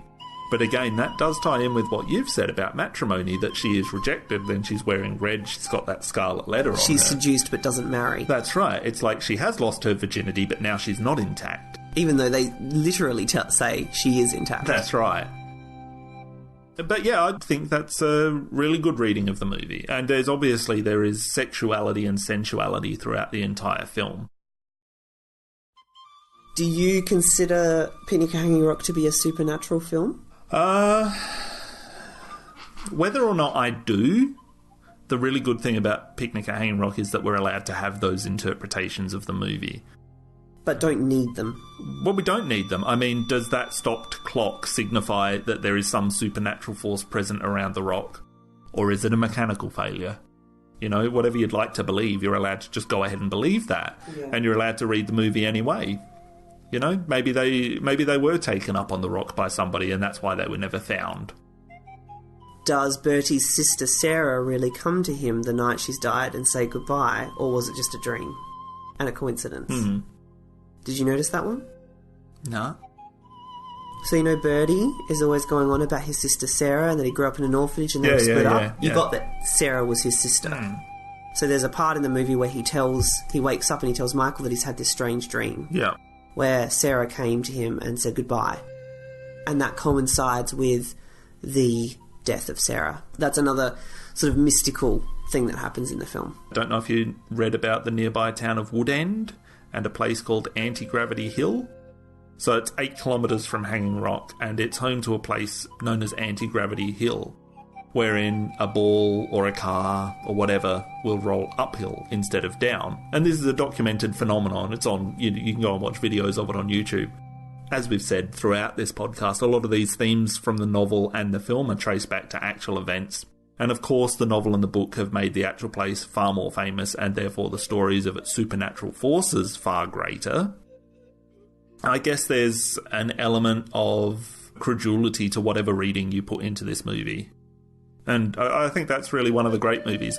You and I disagree on one of those kinds of movies as well. One where it's not clear what happened.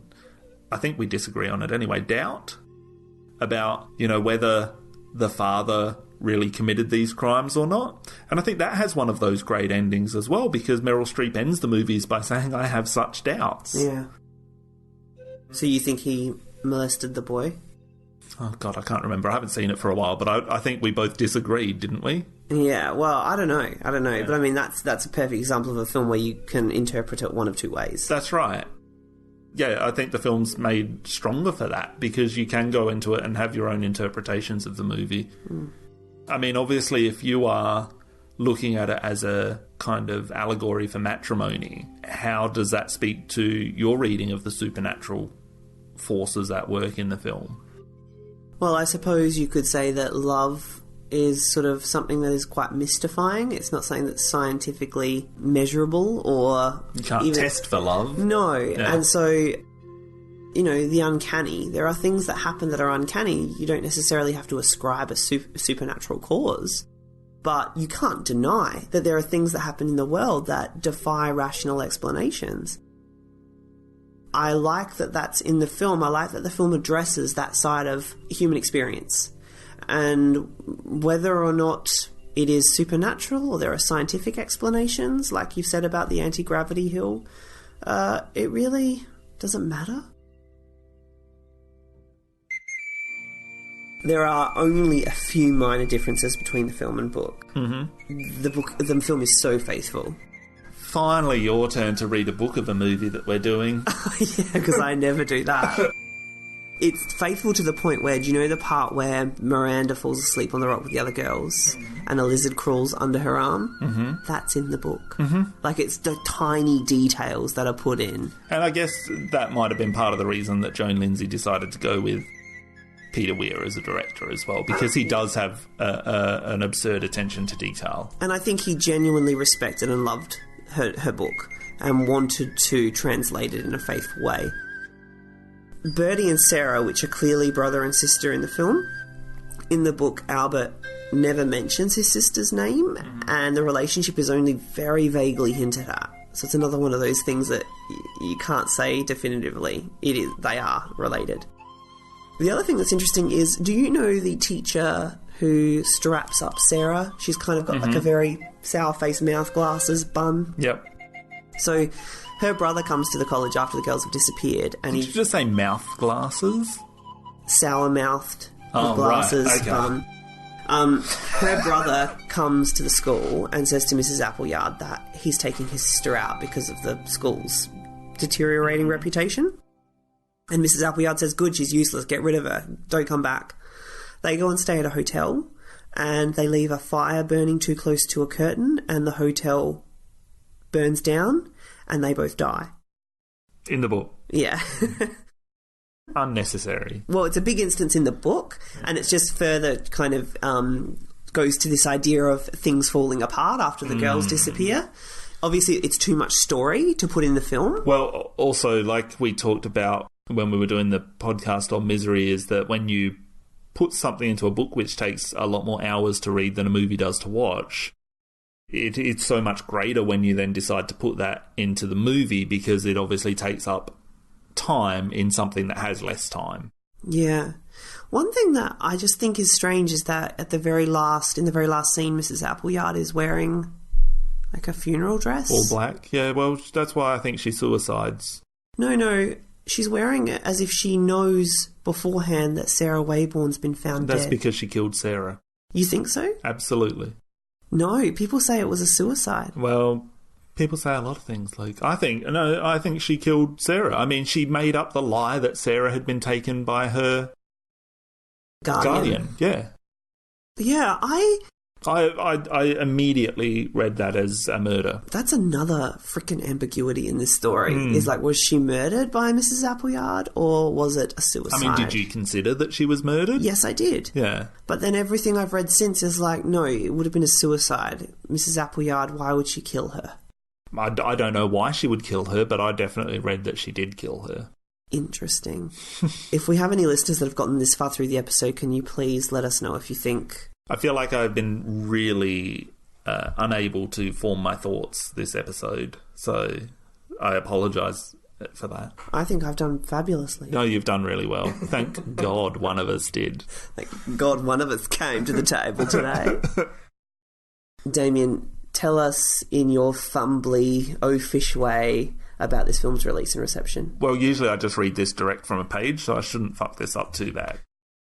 So Picnic at Hanging Rock was released in Australian cinemas on August the 8th of 1975 and was an instant success. It grossed $5.12 million on its budget of $443,000 and at the time was the highest grossing Australian production ever made. I believe even in 2016 dollars, it is the 12th most successful Australian production ever made. We've already talked about the importance of this film in Australia's new wave, so I won't dwell on that, but needless to say, the importance of this film to our industry due to its domestic and international success is immeasurable. Vincent Canby reviewed the film for the New York Times in 1979 and said that it was both spooky and sexy, and wrote a lot about the sexual undertones running through the film. He noted that American audiences would possibly feel cheated at the lack of a resolution, but that Weir had succeeded in evoking his dream within a dream world, and that because the film has a hypnotic spell, I accept its excesses. Roger Ebert reviewed the film in 1980 and gave it 3.5 stars out of 4. He too focused on its inconclusiveness, writing, "What's going on here, we ask, knowing there is no possible answer and half pleased by the enigma. If this film had a rational and tidy conclusion, it would be a good deal less interesting. But as a tantalising puzzle, a tease, a suggestion of a forbidden answer just out of earshot, it works hypnotically and very nicely indeed." Roger Ebert would then review Peter Weir's director's cut in 1998, which was, I believe, when it was released for the first time, and the film was re-released to cinemas at that point. He reappraised it up to 4 stars and put it on his list of great movies. And he brings in discussion of Nicholas Roeg's earlier film Walkabout, stating, "The suggestion in both Walkabout and Picnic is that Aboriginal life cannot be sustained in the cities, nor European-based life in nature. It is intriguing that girls on the brink of maturity are the focal point in both films." Of course, some people miss the point, including Dave Keir of the Chicago Reader, who wrote that it was a spottily effective mood piece based on an actual incident in which several schoolgirls disappeared during a day trip to a backcountry mountain. Backcountry mountain. Yeah, just a mountain. The film was nominated for a number of AFI awards at the 1976 ceremony, and it was actually competing with a film that was released pretty much exactly a year later, even though they were both released in the middle of the year, and that's because the AFI was changing how they were doing the ceremony. So Picnic at Hanging Rock was part of the year that actually encompassed a year and a half. It was nominated for Best Film, which it lost to The Devil's Playground, the Fred Schapisi film. Best Director, which Peter Weir lost to Fred Schapisi. Best Supporting Actor for Tony Llewellyn-Jones as Tom. Best Supporting Actress for Anne Lambert as Miranda. And Best Screenplay and Best Cinematography, again losing both of those to The Devil's Playground. Helen Morse got a nomination for Best Actress for Picnic, but she lost to herself for the same role in Caddy. And that it didn't win a single award is kind of stunning, don't you think? Yeah, well, it certainly lasted longer than Devil's Playground. Yeah, I think so. Weir released the director's cut in 1998, excising 7 minutes of footage. This is the version that was first released in cinemas and then by the Criterion Collection, and which has since been the predominant cut of the film released on home video. It was re-released by Criterion as a Blu-ray in 2014. It has been released twice in Australia by Umbrella Entertainment, first on DVD in 2007 and later restored on Blu-ray in 2010. A deluxe 3-disc DVD was released by Second Sight Films in the UK in 2008, which includes both the original cut and the director's cut. And many of the promotional items from the various releases of the film and the film itself are preserved in the collection at Australia's National Film and Sound Archive, and there is a really quite amazing online exhibition of these items for this film that we've linked to in the show notes. So I think it's time to do the quiz. Do the quiz! I hope you have learned your poetry, Sarah. You can go first. Okay. Which iconic Australian television series that went on to air 510 episodes did Picnic at Hanging Rock producer Hal McElroy go on to create? Is it a comedy? No. And this isn't 20 questions. Prisoner? No. Blue Heelers. Ugh. With Lisa McCune? Yes, that's the one. What is Peter Weir's middle name? He doesn't have one. Lindsay, as in John Lindsay. Yeah. That is uncanny. True or false? I love these. John Jarrett, who played Albert Crundle in Picnic, and Ingrid Mason, originally cast as Miranda and who ended up playing Rosamund, both graduated from the same class of the same acting school in the same year. True. Very good, okay. You get an extra point if you answer this correctly. Name the school and the year. It was the... You're going to make some shit up now. NIDA School in Queensland in 1973. For fuck's sake, Luke. It was not. You fuck off. Did I get it? Yes. I did not. I totally bullshitted that. It was NIDA in 1973. Oh, God, I'm amazing. Oh, my God, okay. Oh, Jesus. So now you got 2 points because I just gave you an extra point. To your 0. When was the building of Martindale Hall completed? 1912. 1879? So close. By a man named Edmund Bowman, who drowned 30 years later in the River Wakefield. Oh. So the Martindale Hall has a whole sad history to it. You've already won. Yeah. So, anyway, name 3 members of the principal cast or crew of Picnic at Hanging Rock that have been nominated for or won Academy Awards. Peter Weir. For what? I have to say what they were you nominated don't for. have to, but you're right. Jackie Weaver. Yes. And probably the cinematographer, and I don't know his name. Oh, for fuck's sake. You're right. Peter Weir has been nominated for Best Director 4 times. Witness, Dead Poets Society, The Truman Show, and Master and Commander. He's been nominated for Best Picture for Master and Commander because he was a producer, and he was nominated for Best Original Screenplay for Green Card. Russell Boyd for Best Cinematography for Master and Commander, and Jackie Weaver Best Supporting Actress for Animal Kingdom and Silver Linings Playbook. And the other one, the only person who has actually won an Academy Award who was involved with Picnic at Hanging Rock was Rachel Roberts. She won Best Actress in 1964 for This Sporting Life. Jackie Weaver won, didn't she? Oh, no, she didn't win. She was nominated twice. Yeah, right. Interesting. What was the name of the college Joan Lindsay attended, which some believe was the inspiration for Appleyard College? Peach Garden University. Peach Garden. Well, it's like Appleyard. That was called Clyde Girls Grammar School. Oh, that's not like Appleyard at all. So I won that 3-0. You won that, yeah. Do you have a bonus question? Oh, yeah. I got 2. Who was the original screenwriter approached to adapt? You know what? You always get the ones that I give you, and you always never get the ones that I do as the bonus questions. Who was the original screenwriter approached to adapt Picnic at Hanging Rock, and which later Peter Weir directed films did he write? Well, that's a really hard question. See, I should have put that in there. I have no idea. So David Williamson, he wrote Gallipoli and The Year of Living Dangerously. And I have one more. Which famous Italian film from the 1960s is Picnic at Hanging Rock often compared to due to both featuring unsolved disappearances? Oh. Nah. Michelangelo Antonioni's Cannes Jury Prize-winning 1960 film L'Avventura. Oh, yes, the good old L'Avventura that I know very well. What was the name of Joan Lindsay's biography? Beyond the Rock. Yeah, biography. Not autobiography. Autobiography. Oh. A true story. Time Without Clocks. Oh, I knew it as well. I knew it.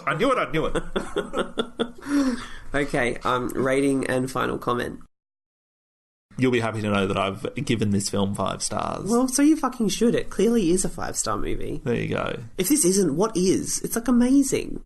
It's not my favourite Australian film, but it's definitely a really special Australian film. What's your favourite?